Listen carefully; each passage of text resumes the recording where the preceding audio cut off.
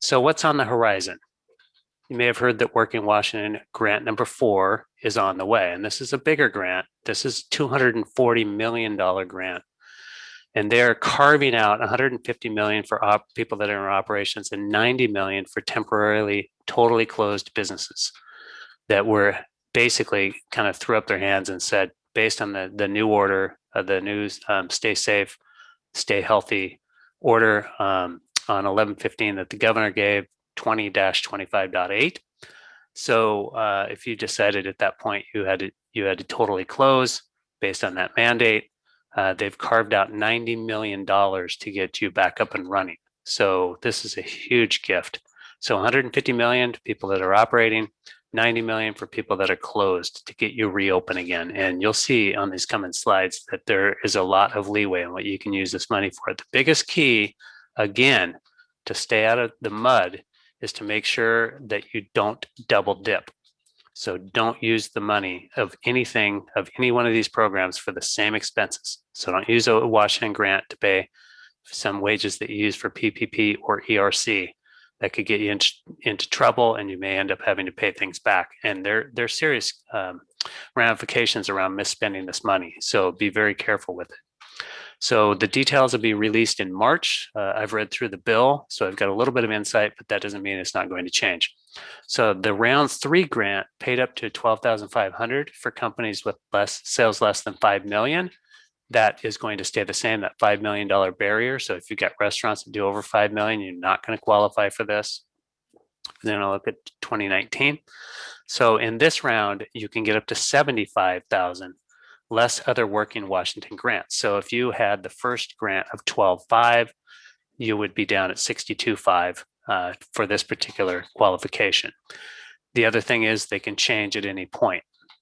So that is completely up to the state when they get all of these applications. They got a ton of applications last time and they had to shut it off. So it's for the most impacted industries, which the restaurant industry is, significant cumulative effects, which the restaurant industry is.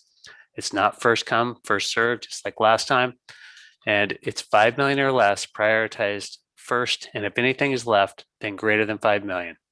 There was nothing left in the last round. So a lot of people didn't get a loan that have over $5 million companies. And this could be $2 million cafes that add up to $6 million, but you're under a single EIN. And so you kind of got left out of that round.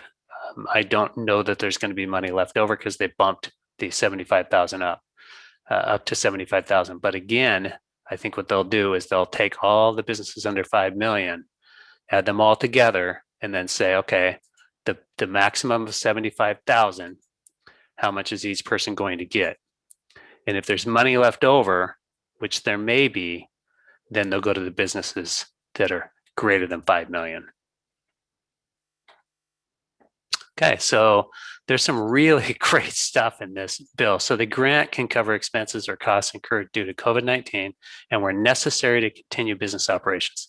So this is really great stuff here. So upgrading the physical workspace to adhere to new safety or sanitation standards, PPE, updating your business plans. Why they threw that in there, I have no idea, but I bet the attorneys and the accountants are going to love that. Payroll, rent, lease, mortgage, insurance, those are all kind of standard things, but you have the word insurance, it did not say group insurance. So it could be a casualty as far as we know. We don't know exactly yet, but you'll have plenty of money or plenty of things to spend this on. Utilities, of course, inventory.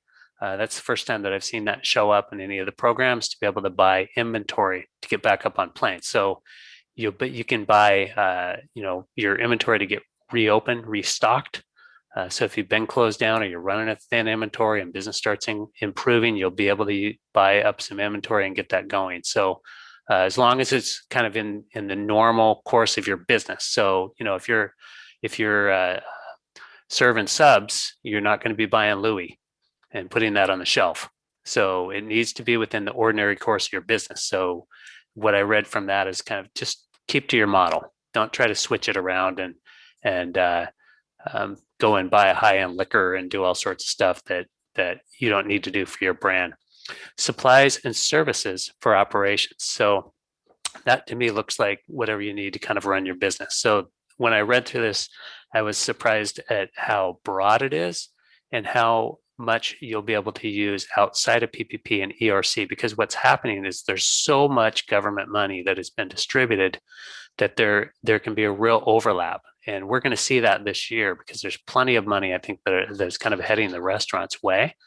I think it's going to be a very good year of funding from the government, at the state, at the local, and at the national level. So this is to cover the economic injury incurred due to COVID-19.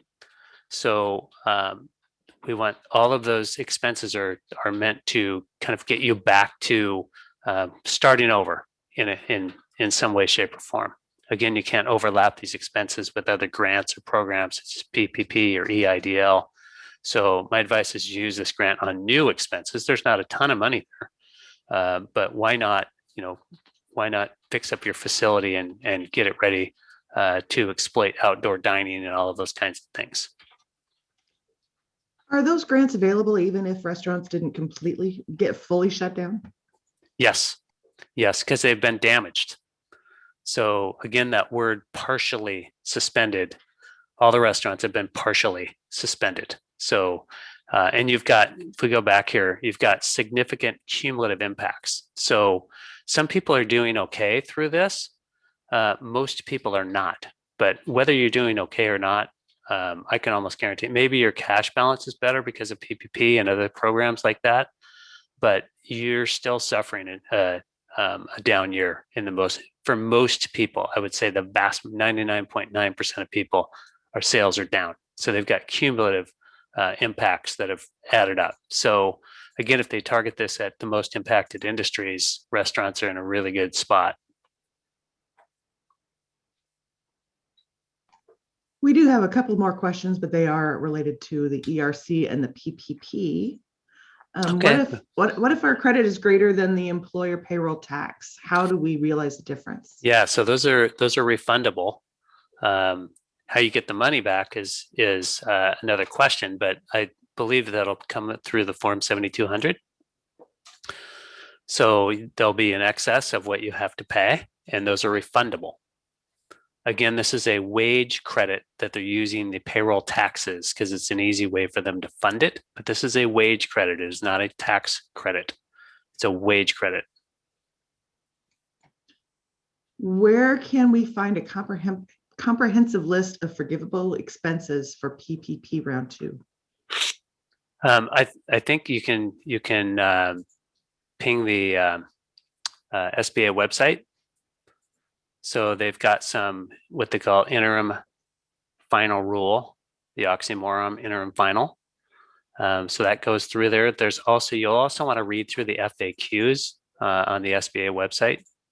So that is very handy because it has all of those kind of frequently asked questions, all the kind of one-offs that people have that may not suit everybody, but they're important. And there's some clarification on those between the FAQs and the IFR. That's where you're going to want to spend your time. And then for 2021, is it advisable to do the 60%, 40% for PPP so that you can do the ERC? Yeah, absolutely. How do you apply for the ERC? So the ERC is going to be done with when you file your for your payroll taxes. So there's no application.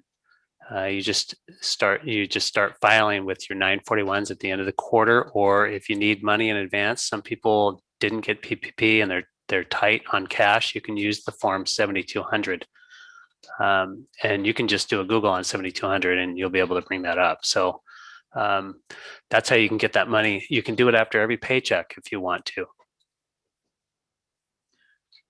For grants, how do they assess the amount? What information do they need for the application so we can be prepared? Yeah, great question.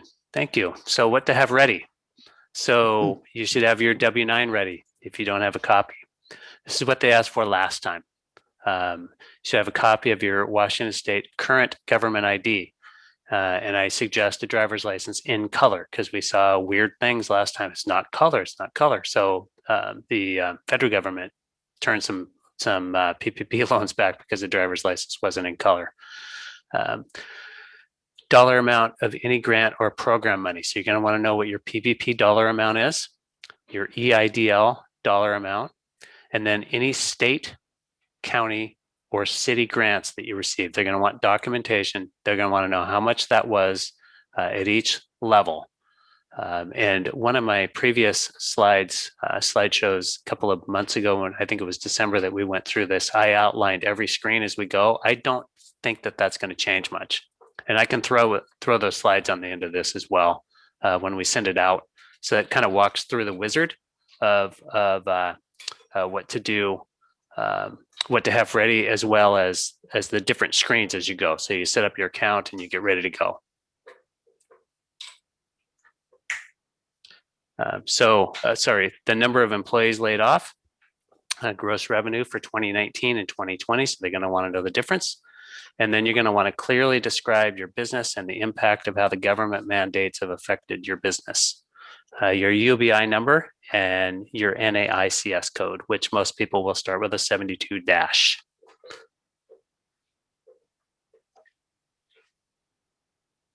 Right. Can these grants be used for summer camps with dining halls who were shut down in 2020? Great question. Let's see. I would think if it's any business that has been cumulatively affected, hard hit, I believe you would be able to. And that'll be a question for your attorney, but I believe that it should be able to be used for that. They're really looking to hit these hard hit businesses. I think if it's a nonprofit, there's special rules around nonprofit. I don't have those handy because we deal with primarily profit. But the House bill for this particular one is 1368. So if you just do a Google on 1368, just put in like Governor Inslee House Bill 1368. That'll have the bill, and it's only 19 pages long, so it's relatively short. Again, they're going to come out and make some rules around this that are a little easier to understand, but there are special nonprofit things carved out in this particular bill. Okay, and last question before we move forward in your presentation. How do you apply for PPP round 2 if your restaurant is shut down? You need to put the number of employees at date of application. Yeah, great question. So that you should use the same numbers that you used last time. So pull out your PPP 1, use the same numbers from last time. So those are 2019 numbers. They're not looking for any current 2020 numbers. So use the 2019 numbers.